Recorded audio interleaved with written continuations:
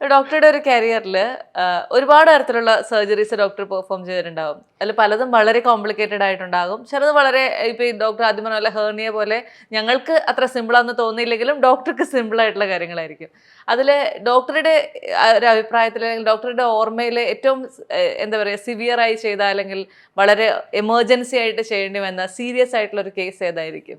Accident, റോഡിൽ accident ഉണ്ടായിട്ട് നമ്മുടെ വയറിനകത്ത് ഓർഗൻസിന് ഇഞ്ചുറി പറ്റിയിട്ട് വരുന്ന കേസുകളുണ്ട്. ഈ കുഞ്ഞുങ്ങളിൽ മുതിർന്നവരിൽ ഉണ്ടാകുന്ന പോലെ തന്നെ കുഞ്ഞുങ്ങളിലും ഉണ്ടാകാം. അതിൽ തന്നെ മാനേജ് ചെയ്യാൻ ഡിഫിക്കൽട്ടായിട്ടുള്ള ഇഞ്ചുറീസ് ആണ്. ലിവറിൽ ഇഞ്ചുറി ഉണ്ടാകുന്നു, അല്ലെങ്കിൽ സ്പ്ലീനിൽ ഇഞ്ചുറി ഉണ്ടാകുന്നു. അപ്പോൾ എന്താണെന്ന് ചോദിച്ചു കഴിഞ്ഞാൽ ഈ അവയവത്തിലോട്ട് ലിവറും സ്പ്ലീനും ബ്ലഡ് വളരെയധികം നിറഞ്ഞിരിക്കുന്ന രണ്ട് ഓർഗൻസാണ്. അപ്പോൾ ഇതിലോട്ട് ബ്ലഡ് കൊണ്ടുപോകുന്ന രക്തക്കുഴലിന് ഇഞ്ചുറി പറ്റുന്ന സമയത്ത് വയറിനകത്ത് വളരെ മാസീവായിട്ടുള്ള ബ്ലീഡിങ് ഉണ്ടാവും. അതായത് എത്രയും പെട്ടെന്ന് സർജറി ചെയ്ത് അത് പരിഹരിച്ചില്ലെങ്കിൽ ഒരുപക്ഷെ ആളിന് ജീവൻ നഷ്ടപ്പെടുന്ന രീതിയിൽ വരെയുള്ള ഇഞ്ചുറീസ് ആണ് ചില സമയത്ത് കാണുന്നത്.